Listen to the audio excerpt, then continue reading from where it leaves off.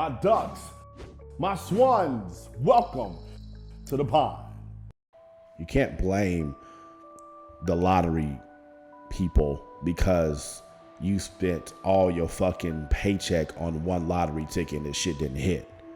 Like, my nigga, you should have, instead of spending $1,000 on a lottery ticket, you should have spent $10.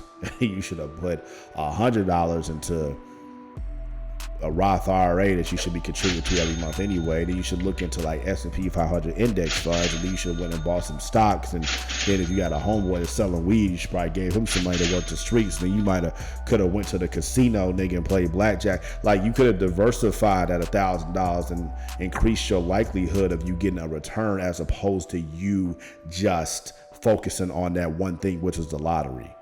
And now your $1,000, you got your ass wiped. It's life. It's everything in life. Everything in life needs to be done in moderation, and everything in life needs to be diversified. That's why when people talk about, like, with social issues as far as diversity being a bad thing or not accepting people in their differences, it's like that's the foundation of life, man, is diversity, diversifying.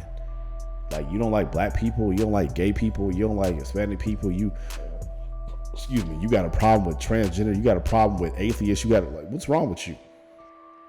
Like, why does that shit bother you that much?